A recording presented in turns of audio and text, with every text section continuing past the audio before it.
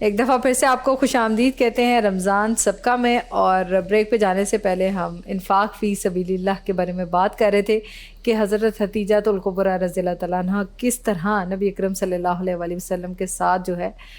وہ انہوں نے اپنا جو سارا مال ہے اللہ کی راہ میں خرچ کیا اور نبی اکرم صلی اللہ علیہ وآلہ وسلم کے قدموں میں نچھاور کر دیا، صرف اور صرف اسلام کی خاطر، اللہ کی رضا کی خاطر۔ اور یہ وہ بہترین مثال ہے انفاق فی سبیل اللہ کی کہ جو میرے خیال سے آج کیا کبھی بھی نہیں مل سکتی۔ ہم اس چیز کو کبھی کسی چیز سے کمپیئر کر ہی نہیں سکتے کہ ان کی مثال بے مثال ہے۔ بے شک ایسا ہی ہے، اور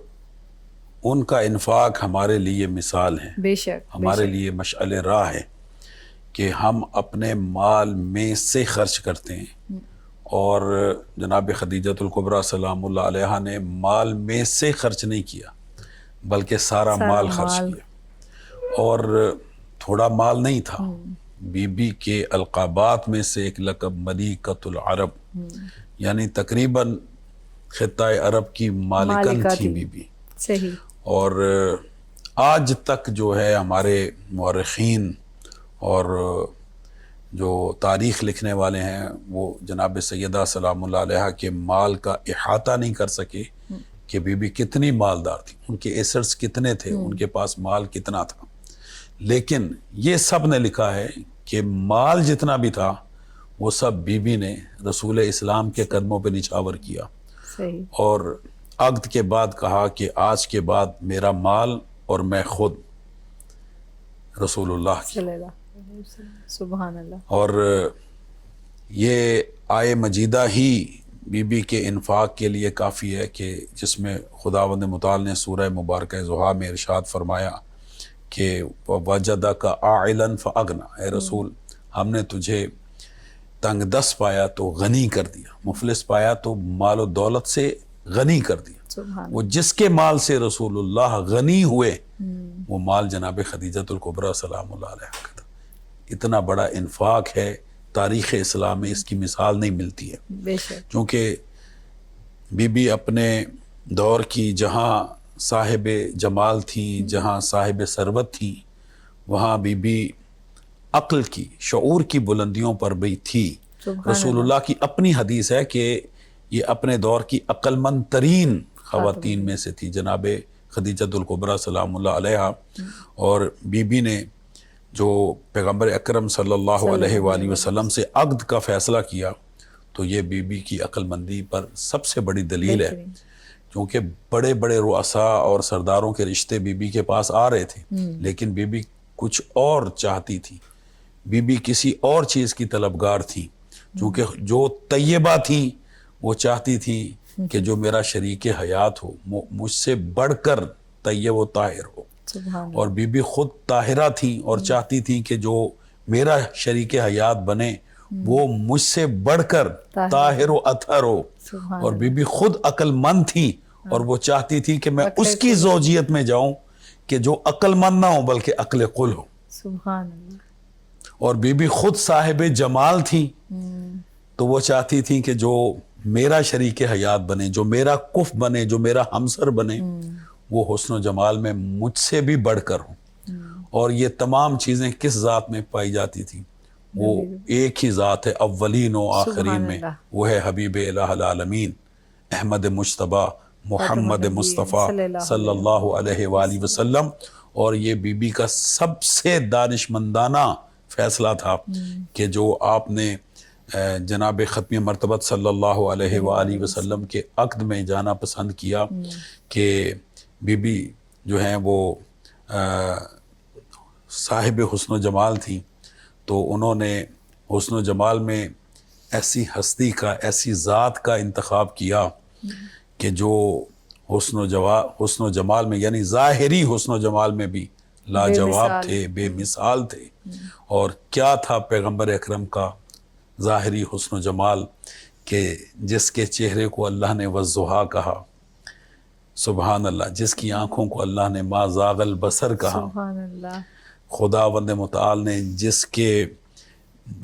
گیسوؤں کو، زلفوں کو واللیل اذا سجا کہا، بے شک، جس کے سینے کو اللہ نے علم نشرح سبحان لک صدرک کہا،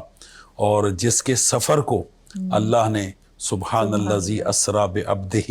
لیلا من المسجد الحرام الی المسجد الاقصی کہا، سبحان جس کے ہاتھوں کو اللہ نے وما رمیتا اذ رمیتا ولکن اللہ رما کہا، جس کے خلق کو اللہ نے انک لعلی خلق عظیم کہا، اور جس کے کردار کو اللہ نے وما ارسلناک الا رحمتا للعالمین عالمین کہا۔ کہا، سبحان بی بی نے اس کا انتخاب کیا، سبحان اور یہ بھی تاریخ میں ایک انمٹ نقوش ہیں کہ بی بی پیغمبر اکرم کے متعلق جانتی تھی کہ جب میں عرب میں طاہرہ کے نام سے معروف ہوں تو ایک جوان ہے بنی ہاشم کا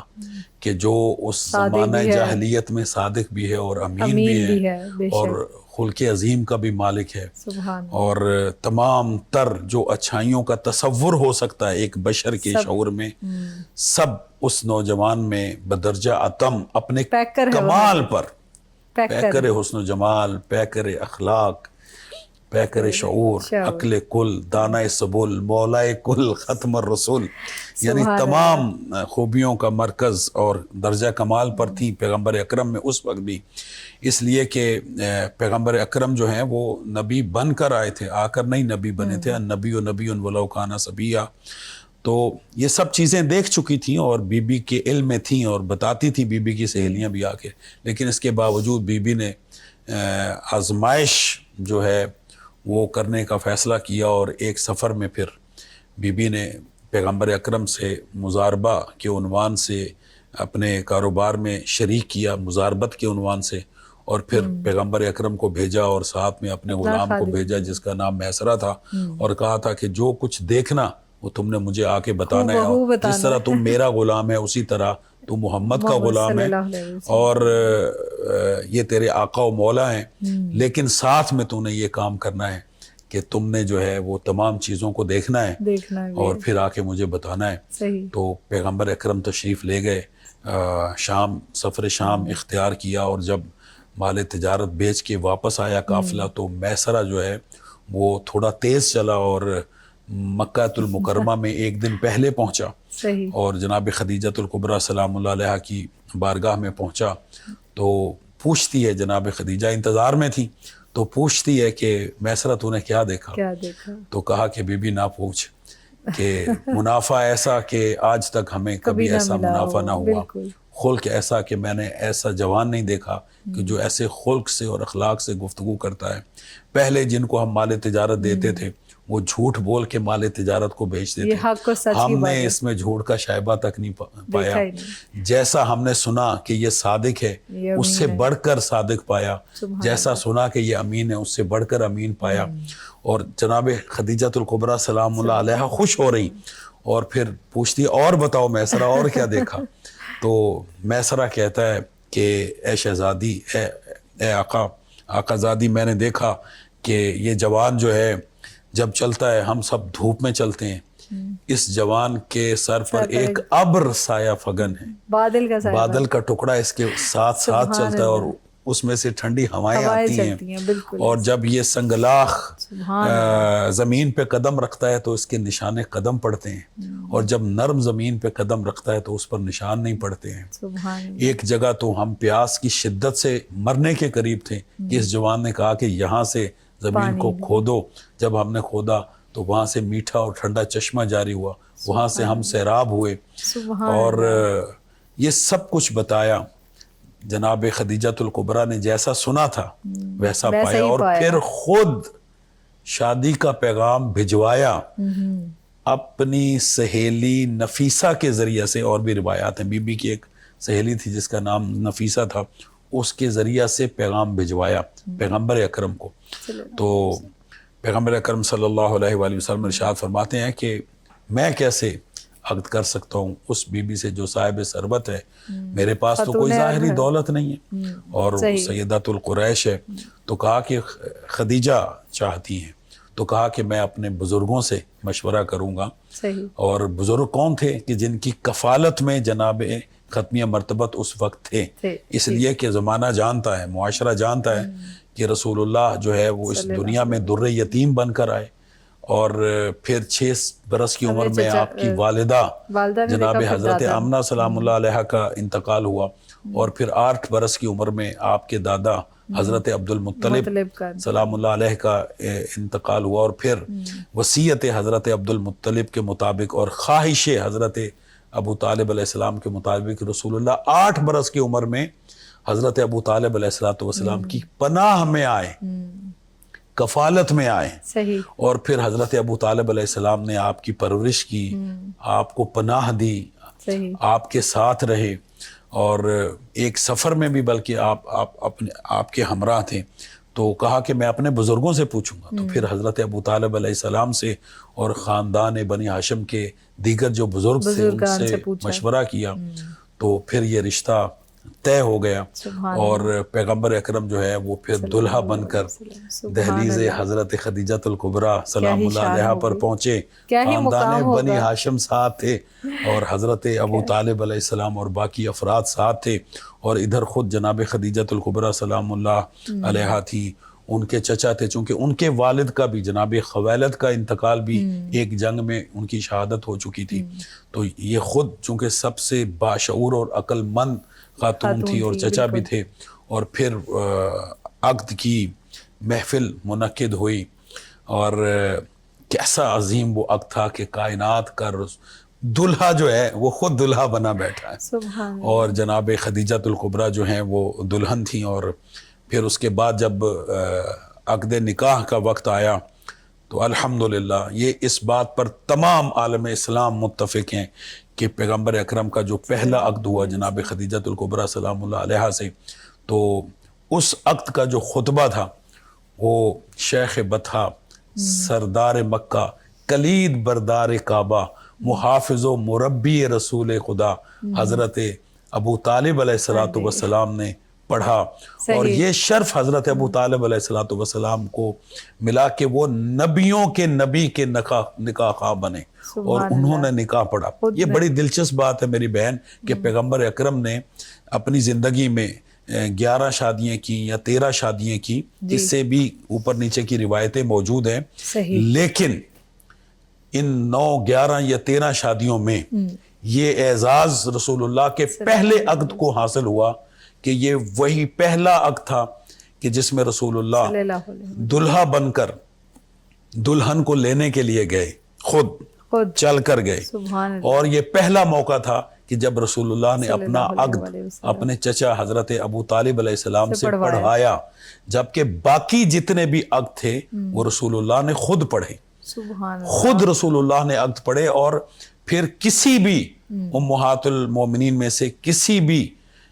اپنی زوجہ کو جو ہے وہ دلہا بن کر لینے نہیں گئے، بلکہ سب عظمت رسول میں، عزت رسول میں وہ رسول اللہ کے پاس تشریف لائیں، لیکن رسول اللہ جب دلہا بن کر گئے تو جناب خدیجۃ الکبریٰ کے دروازے پر گئے اور انہیں دلہن بنا کے اپنے گھر لے کر آئے۔ اور میں آخری بات کروں اور پھر مجھے احساس ہے وقفے پہ جانا ہے، اور وہ یہ کہ میں آپ کے اس چینل کے توسط سے اپنے ناظرین کو مقام حضرت ابو طالب علیہ السلام کے حوالے سے ایک بات کہنا چاہتا ہوں، اور وہ ضرور کہنا چاہتا ہوں۔ ایک تو حضرت ابو طالب علیہ السلام امیر المومنین علی ابن ابی طالب علیہ السلام جیسی شخصیت کے باپ ہیں، اور مولا علی علیہ السلام کے متعلق رسول اللہ کی حدیث ہے کہ علی جو ہے وہ کل ایمان ہے، تو گویا کہ حضرت ابو طالب علیہ السلام جو ہیں وہ کل ایمان کے بھی باپ ہیں۔ اور دوسری اہم بات میں سمجھتا ہوں کہ مظلوم تاریخ ہیں حضرت ابو طالب علیہ السلام، کہ آج بھی کچھ مسلمان ایسے ہیں کہ جو حضرت ابو طالب علیہ السلام کے ایمان پہ شک کرتے ہیں، العیاذ باللہ انہیں کافر قرار دیتے ہیں، معاذ اللہ، العیاذ باللہ ثم العیاذ باللہ، اور ان کے ایمان پہ شک کرتے ہیں۔ تو ان کے لیے بس میں ایک ہی پیغام دینا چاہوں گا آپ کے چینل کے توسط سے کہ نبیوں کے نبی کا، سردار انبیاء کا، سید المرسلین کا اور حبیب الہ العالمین کا نکاح خواہ ہے حضرت ابو طالب علیہ السلام، کہ جنہوں نے نبیوں کے نبی کا نکاح پڑھا۔ رسول اللہ نے اپنی زندگی میں 13 نکاح کیے ہیں، 12 نکاح رسول نے خود پڑھے ہیں، صرف ایک نکاح حضرت ابو طالب علیہ السلام سے پڑھوا سبحان کر اللہ۔ اس نکاح کو اپنے چچا ابو طالب کے ایمان حسرت پر دلیل بنایا ہے کہ اگر میرا چچا علیہ باللہ کافر ہوتا تو وہ میرا تمہارے نکاح نہ پڑھا، نکاح خواہ نہ پڑتا، نکاح نہ پڑتا۔ لہٰذا میرا جو ہے وہ تمام ناظرین سے اور جہاں تک یہ میرا پیغام پہنچے کہ اس حد تک ہمیں حضرت ابو طالب علیہ السلام کی گستاخی نہیں کرنی چاہیے کہ جو توہین رسالت کا باعث ہو اللہ کہ رسول اللہ علیہ باللہ کسی کافر سے اپنا نکاح نکاح پڑھوائیں گے۔ آج بھی ہمارے عالم اسلام کے مسلمانوں کو شعور ہے کہ دلہا دلہن جس مذہب اور مسلک کے ہوں تو نکاح خواہ بھی اسی مسلک کا ہوتا ہے، تو پھر ماننا یہ پڑے گا واضح کہ ہو جس گیا۔ مسلک پر اس وقت رسول اللہ تھے اسی مسلک پر حضرت ابو طالب علیہ السلام۔ سبحان اللہ جی، بہترین بہترین آپ نے خوبصورت سی بات کی۔ یہاں پہ وقت ہوا ہے علامہ صاحب بریک پہ جانا ہے، واپس آئیں گے، یہیں سے گفتگو کا آغاز کریں گے، ہمارے ساتھ رہیے گا۔